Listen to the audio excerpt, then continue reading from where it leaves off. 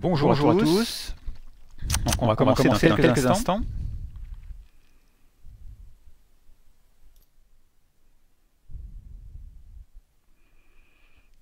On va attendre encore quelques instants que tout le monde soit bien arrivé. Donc on va aujourd'hui commencer à s'intéresser à Généatique. Donc vous avez ici ce logiciel de généalogie que vous connaissez peut-être. Alors j'ai un petit problème de son dans mes oreilles. Voilà, j'ai le retour qui n'était pas bon. Très bien. Donc je vous disais qu'on va vous présenter ce matin les modèles d'arbres généalogiques que vous pouvez obtenir dans votre logiciel Généatique 2021. Alors ici vous avez, j'ai lancé mon logiciel que je vais vous partager dans un instant sur votre écran. L'idée c'est de vous montrer un petit peu la grande diversité des modèles d'arbres généalogiques que vous trouvez dans votre logiciel. Alors c'est un logiciel qui peut également être testé gratuitement par le téléchargement sur le site généatique.com. Et puis après vous avez une licence qui peut être limitée à 500 personnes ou illimitée pour gérer un très grand nombre de personnes dans votre arbre généalogique. Alors je vais vous montrer maintenant mon écran, pardon. Voilà ici. Donc ça c'est mon écran du logiciel Généatique. Donc j'ai démarré mon logiciel, j'ai choisi ici la généalogie de démonstration. Peut-être vous voyez en haut de l'écran le nom de généalogie. C'est peut-être pas très gros sur votre écran. Voilà, si vous avez l'ordinateur, vous pourrez éventuellement le revoir après sur ordinateur pour grand écran. Vous avez du coup ici l'arbre généalogique qui apparaît de base dans le logiciel. C'est donc une personne, ici par exemple Pierre, qui est au centre de mon arbre. À côté, je vois ici Anne-Sophie, qui est son conjoint. En dessous, nous avons les deux enfants, Martin et Manon. Alors au-dessus, vous avez les parents, bien sûr, donc Anne-Sophie avec ses parents Alfredo et Jacqueline. Au-dessus de Philippe, Marc, vous avez ses parents là-haut, Claude et Marcel. Et puis à côté de Philippe, vous avez aussi les frères et sœurs, donc Céline et Gilles. Donc c'est un arbre qui est assez complet, vous voyez, c'est un arbre qu'on appelle l'arbre mixte, puisque vous avez à la fois la partie ascendante et la partie descendante de l'arbre généalogique. Alors ici sur mon écran, j'ai mis à droite un petit panneau qui correspond à la parentèle, c'est-à-dire la liste des personnes citées, enfin des personnes en relation avec la personne directement, ici de Philippe Dessieux. Je peux cacher cet écran simplement à la petite croix que vous avez en haut à droite, et ça me permet de libérer l'espace, et peut-être d'avoir tout l'espace de mon écran, pour bien voir l'arbre généalogique. Voilà. Et donc l'intérêt d'avoir un grand écran là aussi sur votre ordinateur, c'est que tout l'espace en horizontal de votre écran pourra être utilisé pour bien visualiser l'arbre généalogique. Bien sûr, on n'a pas forcément tous un écran panoramique. Alors on peut bien sûr jouer avec le zoom. Vous avez ici le plus et le moins. Donc si on veut prendre un peu de recul par rapport à l'arbre généalogique, bien sûr, on va pouvoir comme ça adapter la taille des cases. Alors ensuite l'idée c'est que vous allez pouvoir très facilement remonter dans l'arbre généalogique. Parfois on me dit pourquoi pas utiliser les plus systématiquement que vous avez en haut de l'écran ici pour remonter dans l'arbre généalogique. Vous voyez, quand je clique sur le petit bouton plus, ça développe automatiquement la branche qui est au-dessus et je découvre ici les grands-parents, Paul et Yvonne. Alors ça c'est une façon de faire, par le petit plus, vous voyez, en cliquant dans la partie haute, mais on peut aussi simplement double-cliquer sur une case. Alors si je double-clique sur la case de Marcel Turgot, vous voyez ce qui s'opère, c'est qu'on vient se recentrer sur la case que je viens de cliquer. Et donc on fait apparaître cette fois-ci par rapport à Marcel, ici son conjoint Claude avec ses trois enfants. Si je descends, on a ici également Céline avec son conjoint Guillaume, Philippe avec ses deux conjoints et ses différents enfants. Et dans la partie haute, vous avez toujours possibilité de faire apparaître les quatre grands-parents ici qui sont disponibles. Alors, ces cases qui s'affichent ici, ce sont une innovation de Généatique 2021. Ce sont les personnes qui sont finalement en parenté. Alors, les personnes en parenté, donc ce sont finalement des personnes qui sont en relation de parenté, qui s'affichent directement. Très simplement. Voilà. Alors, moi je voulais vous proposer maintenant de voir différents modèles d'arbres généalogiques. Donc vous avez ici en fait la possibilité de choisir le modèle 2. Là ici c'est le modèle 1 actuellement. Vous voyez ce modèle 1 avec la personne, ses parents, ses grands-parents. En passant par le modèle 2, je peux quitter cet écran ici, eh bien je bascule sur un arbre avec la personne, ses parents, ses grands-parents, arrière-grands-parents, et ici les enfants de la personne.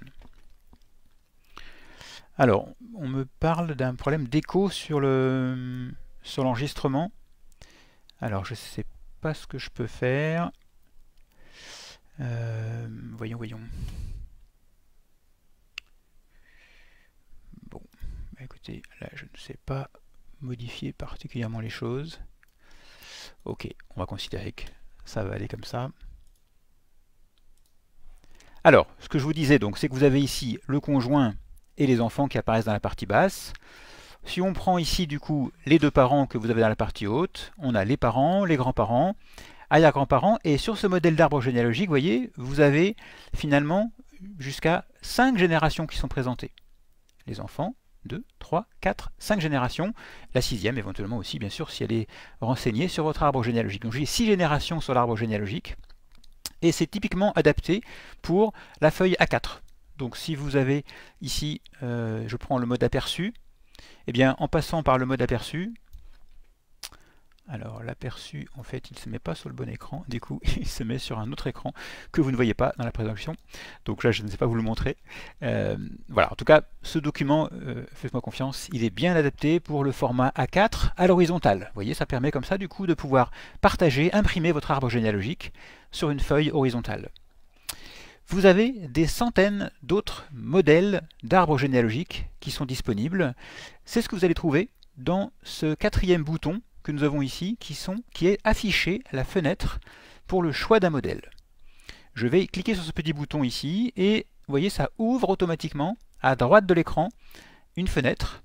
Ici, ce sont la liste de tous les modèles d'arbres généalogiques qui sont disponibles. Alors, que l'on a classé, vous voyez, par catégorie. Vous avez ici les arbres de type ascendant, d'autres de type descendant, mixte, chronologique, photo, artistique, et ainsi de suite, circulaire, etc. On va essayer de parcourir un petit peu rapidement ces différentes catégories et puis quelques modèles dans ces catégories. Alors, si je développe ici la partie ascendance, vous voyez que simplement en survolant ma souris, je survole le nom du fichier, et bien automatiquement je vois apparaître les différents arbres, les différents modèles d'arbres généalogiques. Donc, il me suffit de cliquer sur un modèle, vous voyez, de mon choix, je clique, et si je clique, à ce moment-là, Généatique vient modifier le contenu de mon arbre généalogique. Peut-être je peux prendre un peu de recul et voir la globalité. Donc là encore, ce sont des documents qui sont adaptés sur des pages A4, et là cette fois-ci c'est une page A4 à la verticale. On peut avoir moins de générations, et donc avoir des cases plus grosses. Vous voyez ici, si je prends le modèle 5 générations, eh bien on a des cases avec des contenus qui ont été aménagés différemment. Donc il y en a pour tous les goûts, pour tous les genres. Ici vous avez l'arbre ascendant patronymique. Vous voyez, le patronymique, ça va être uniquement la branche ascendante sur le patronyme, comme son nom l'indique. On prend ici Turgot, Marcel, et puis on remonte avec Paul, et puis le grand-père, l'arrière-grand-père. Ce seront tous des Turgots que l'on prendra donc de génération en génération. Alors vous avez ensuite des modèles de type descendance. Donc là vous avez les modèles descendants. Les modèles descendants, vous voyez, donc ça va être plutôt, on va partir d'un aïeul assez haut dans la généalogie, et puis on va descendre comme ça les différentes branches successivement. Alors ici on a ce modèle qui est assez sympa, vous voyez, avec un effet parchemin. Et donc vous avez comme ça cet effet ancien qui peut être adapté à toute la page, et votre arbre apparaît par-dessus. Vous avez des modèles avec des cadres. Ici, vous voyez un modèle avec un cadre doré. Typiquement, vous pouvez imprimer ces documents et faire un cadeau pour un enfant, pour un mariage. Ça peut être des arbres qui peuvent être très présentables. Ici, vous avez des couleurs, vous avez possibilité de mettre les photos aussi, pourquoi pas, dans les cases. Vous voyez ici ces modèles d'arbres généalogiques. La descendance peut être plus simple avec uniquement les années, année de naissance, année de décès si vous les connaissez, la profession. Voilà, suivant le niveau de données que vous souhaitez partager, ces différents modèles existent pour avoir les éléments de votre choix. Vous avez aussi des modèles mixtes. Alors les modèles mixtes, eh bien c'est la combinaison de l'ascendance et de la descendance, très simplement. Donc là ici, si on se met, on va choisir par exemple Céline Dessieux, que je vais placé au centre de mon écran. Et bien ici, vous avez, si je prends l'arbre mixte sur fond blanc, voilà, ça prend le temps de se dessiner. Si je prends un peu de recul, vous voyez ici un arbre très léger, très dépouillé, si on peut dire, avec simplement ces traits de liaison entre les cases.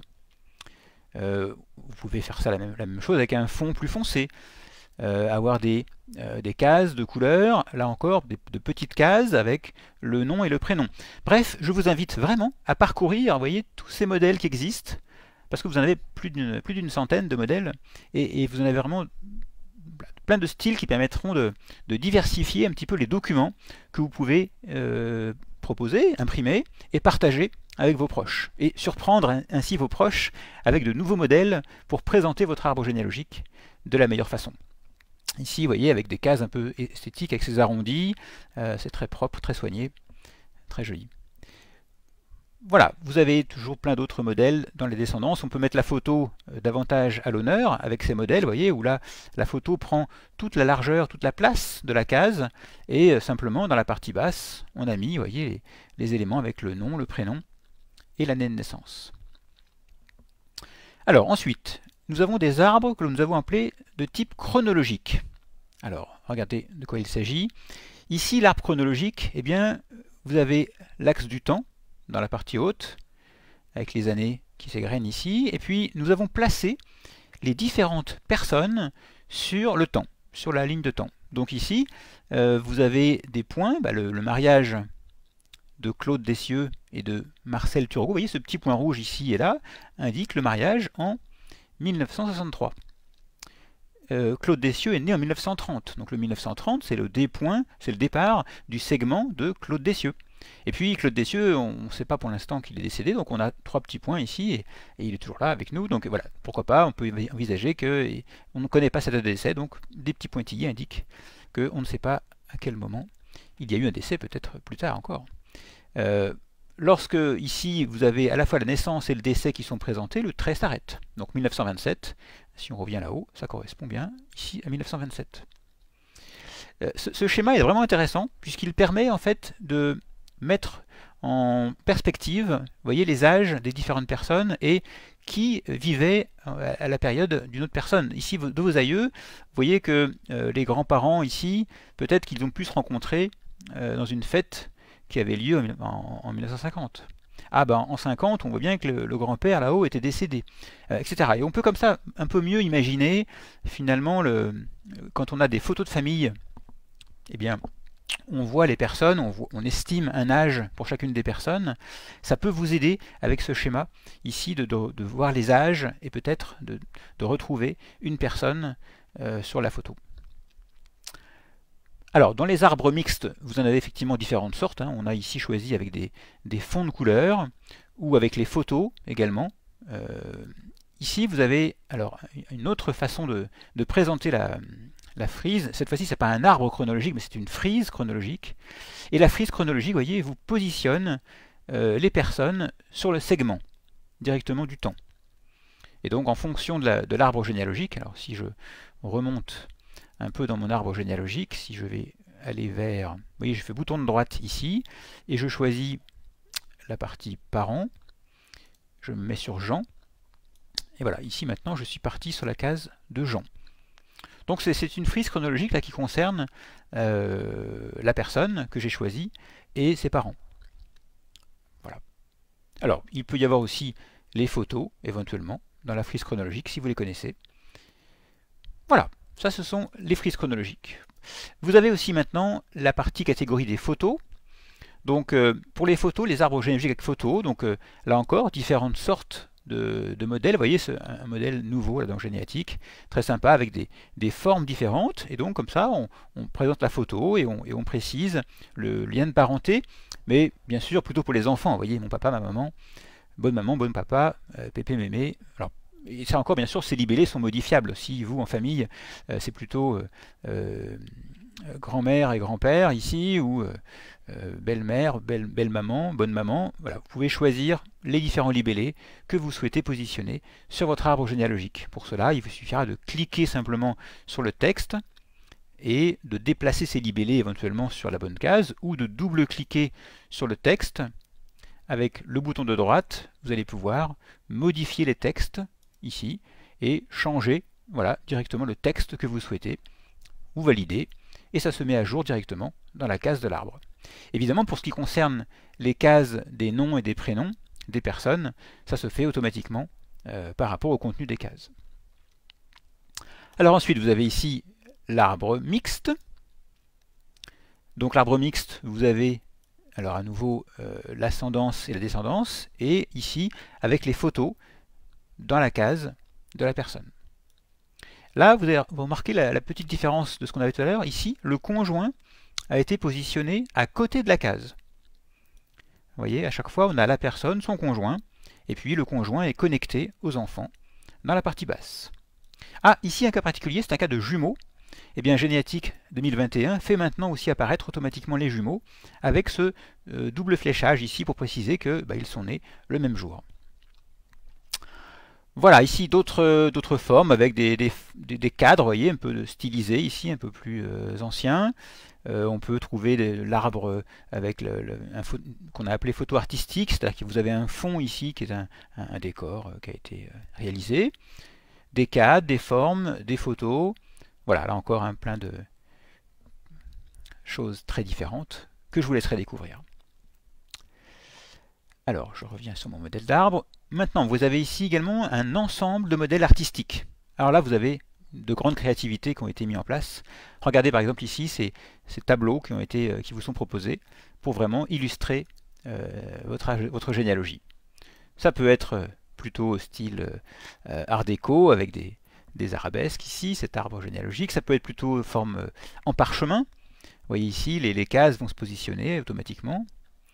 Ça peut être un graphique artistique plutôt crayonné, donc vous avez ici les éléments. Voilà, vous avez des formes avec des bulles, vous avez des cadres, vous avez ce qu'on a appelé plutôt fantastiques, vous voyez ici, vous avez avec les petits oiseaux, enfin là encore, plein de choses très intéressantes. L'œil 5 générations qu'on a appelé l'œil moderne, vous voyez, avec cette forme très design de la généalogie. Vous allez vraiment pouvoir mettre un petit peu comme ça de nouveautés dans votre généalogie. Parfois on dit que la généalogie c'est une histoire d'anciens. Bah, écoutez, là avec ces différents modèles de généalogie, vous allez pouvoir vraiment mettre un coup de neuf et peut-être intéresser les plus jeunes générations à la généalogie, puisqu'évidemment il faut toujours essayer de passer le flambeau à nos jeunes. Voilà, ici vous avez ces différents modèles, ces différents arbres, ils sont très différents. Alors, une partie importante sur les arbres, vous avez aussi la partie circulaire. Et puis je laisserai après un peu de temps pour les questions. Alors, vous avez ici, du coup, les arbres circulaires. Vous voyez, un personnage central avec les parents, le père, la mère, les grands-parents, et etc., de génération en génération. Écoutez, je vous invite à poser vos questions dans la partie texte, hein, n'hésitez pas. Et puis, je prendrai quelques questions pour peut-être vous y répondre en live dans cette matinée. Il nous reste encore 10 minutes pour qu'on puisse ensemble vous montrer des choses intéressantes. Alors ici, vous avez ces arbres généalogiques, vous avez, vous voyez, avec des fleurs, avec l'arc-en-ciel, pourquoi pas aussi, un peu de soleil dans votre vie, que vous pouvez ici alimenter. Donc bien sûr, votre imprimante de couleur là, va pouvoir fonctionner à plein pour imprimer ça à la maison. D'ailleurs, quand vous imprimez à la maison, bien sûr, vous allez pouvoir utiliser le logiciel pour choisir la mise en page. C'est-à-dire que vous allez pouvoir avoir des pages, et par page, assemblage de pages, vous allez pouvoir comme ça constituer un grand tableau de généalogie. On n'est pas obligé d'avoir le tableau sur une seule page. Si vous avez beaucoup de générations, évidemment ça ne tiendra pas sur la page. Donc on peut comme ça demander au logiciel, toujours par la partie aperçu de l'impression, hein, par la partie imprimante ici, aperçu, configuration de l'impression, vous allez pouvoir choisir en fait la mise en page. Alors, au niveau des paramétrages d'arbres généalogiques, évidemment, on peut vouloir changer les couleurs, on peut vouloir modifier l'aspect de l'arbre généalogique. Ici, on a choisi, vous voyez, des arbres avec uniquement les numéros SOSA à l'intérieur. Si je choisis, je suis parti sur autre chose. Si je redescends dans les branches, bon, là je suis sur le 35, je vais aller chercher les enfants, je vais me mettre sur Johan, et puis je vais descendre encore sur, voilà, ici. Vous voyez, donc là je descends du coup dans ma généalogie. Je vais prendre les petits-enfants. Là, je suis sur une branche qui est arrêtée. Voilà, et du coup, je vois les numéros SOSA, vous voyez, dans la généalogie. Donc là, j'ai choisi un modèle d'arbre généalogique avec uniquement le numéro SOSA à l'intérieur. Alors, j'ai aussi des roues qu'on appelle les roues de descendance. Donc les roues de descendance, vous avez comme ça, vous voyez, possibilité de dire, cette fois-ci, ce n'est pas les ancêtres qu'on va trouver dans cet arbre généalogique, mais c'est les descendants. Ça veut dire quoi? C'est-à-dire que je prends mon l'aïeux que je mets au centre, je mets ici les enfants, les petits-enfants, les arrière-petits-enfants, etc. Et de génération en génération, je vois comme ça, toute la généalogie se dessiner, les différentes personnes s'afficher. Donc pour une personne, ici pour le couple, j'ai les 3 enfants. Et donc ça va dans le sens inverse, à l'habitude, de l'arbre circulaire. C'est une façon aussi de présenter finalement des généalogies descendantes de manière assez compacte. Parfois, en descendance, on a facilement plusieurs pages et parfois plusieurs mètres d'arbres généalogiques.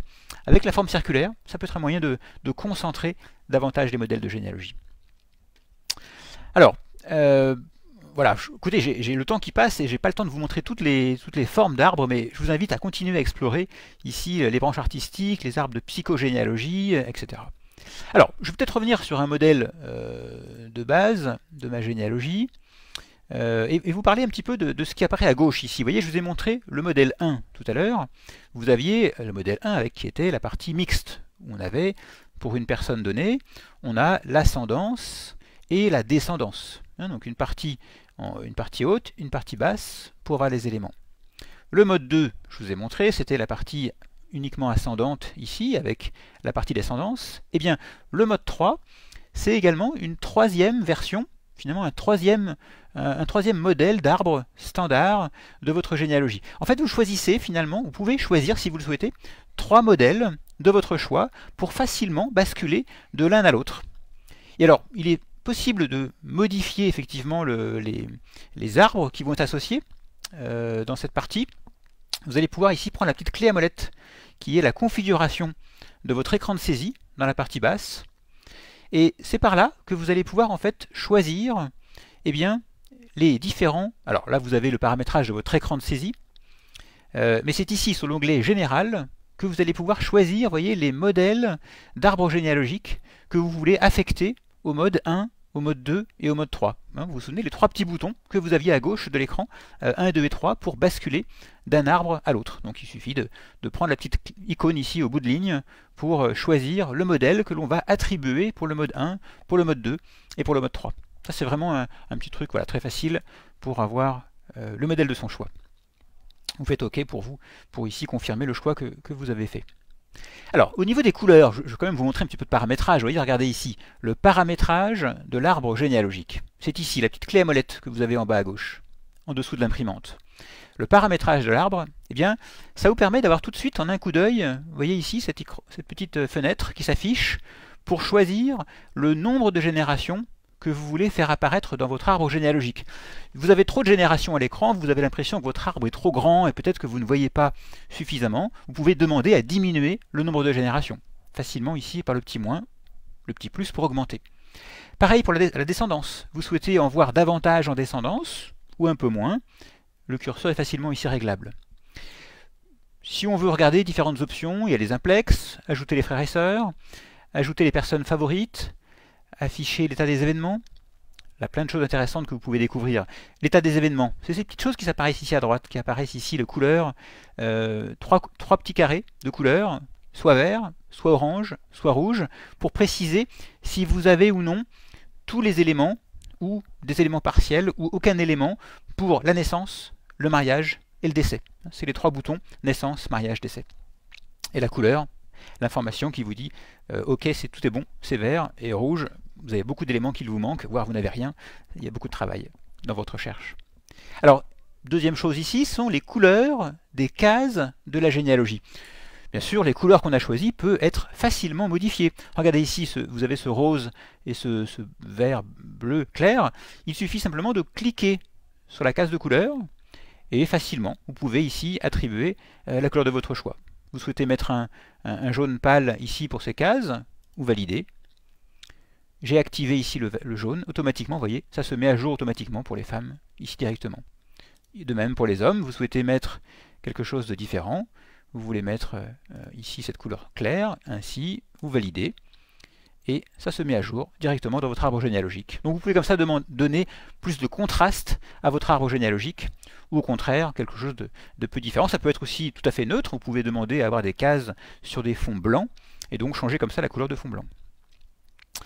Alors, est-ce qu'il y a d'autres questions que vous avez sur le logiciel de généalogie? Évidemment, on ne répondra pas à toutes les questions que vous pouvez avoir ce matin. Pour ça, vous avez aussi un forum sur Internet. Vous avez en fait ce qui s'appelle le forum de Généatique. Alors pour ça, en fait, il suffit d'aller sur Internet et puis vous allez choisir le site qui s'appelle forum.guide-généalogie.com.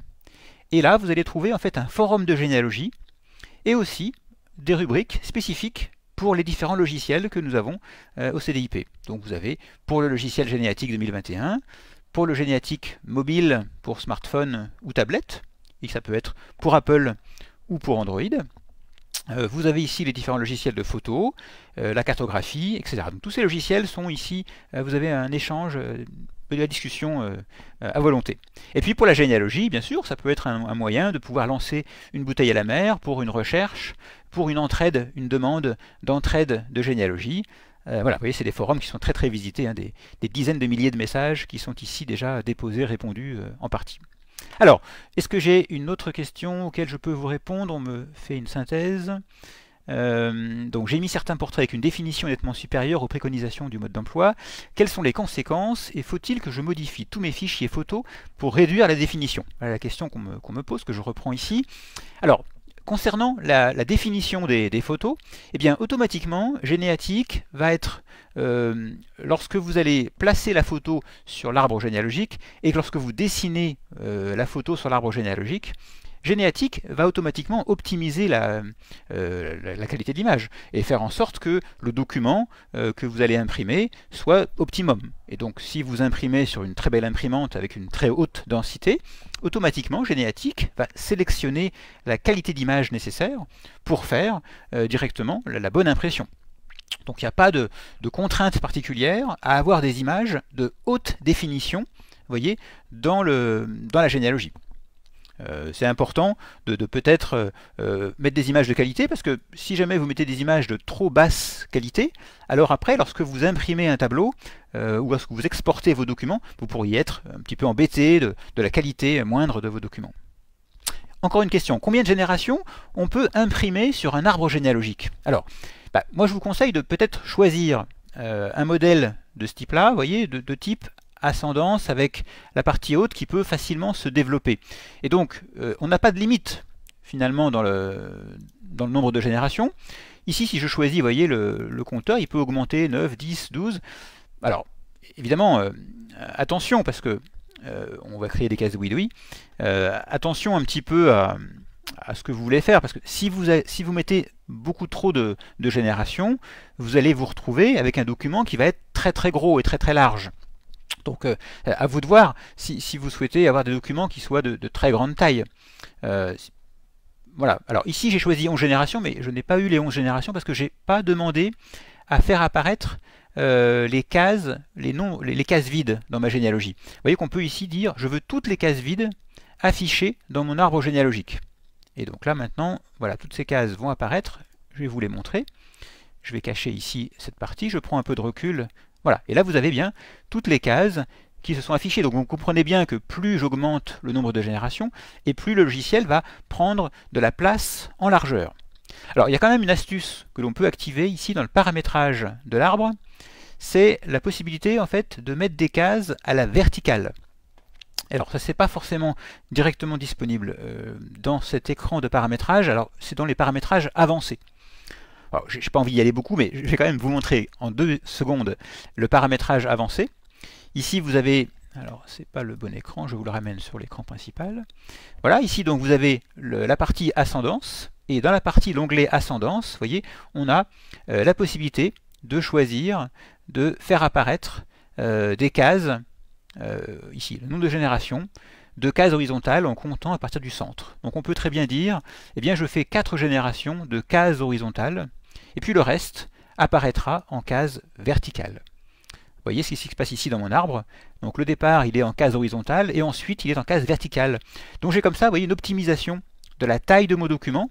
Évidemment, il prendra beaucoup moins de place quand je vais l'imprimer. Et puis, simplement, il faut tourner la tête, bien sûr, pour lire ce qui est dans la partie haute de mes cases de personnes.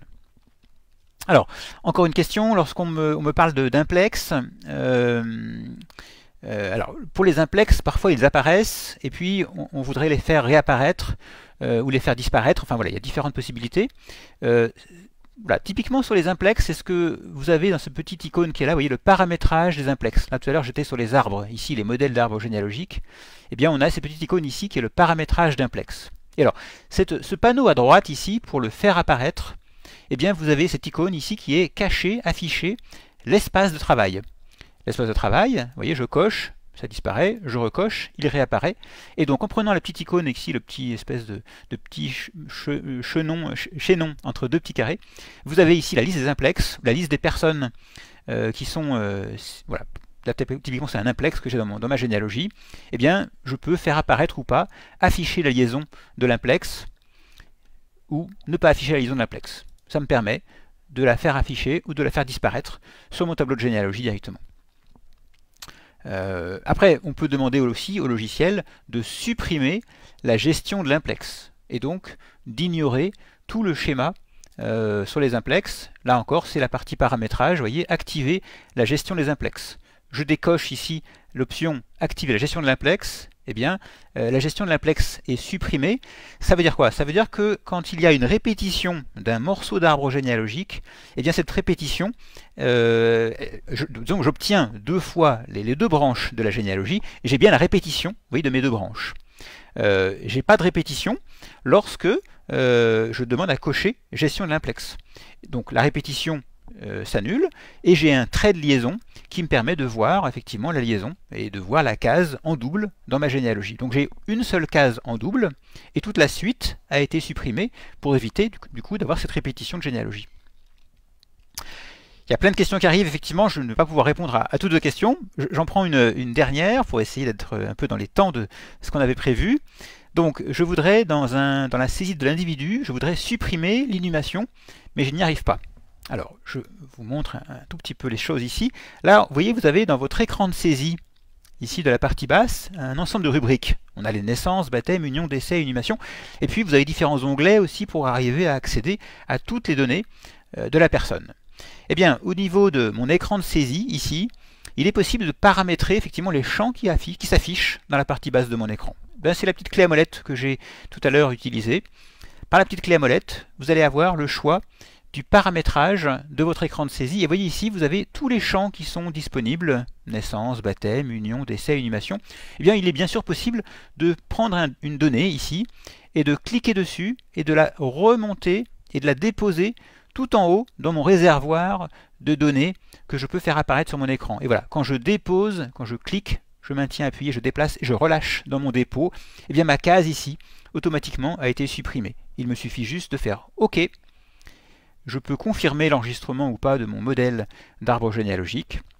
Si je ne confirme pas, évidemment, la prochaine fois que je lancerai le logiciel généatique, j'aurai perdu cette mise en page de mon écran de saisie. Voilà. Ici, vous constatez que mon écran de saisie a bien été terminé. Écoutez, je vous remercie beaucoup pour cette présentation, enfin, ce temps que vous avez consacré pour à découvrir peut-être ces différentes fonctions que vous ne connaissiez pas du logiciel de généalogie.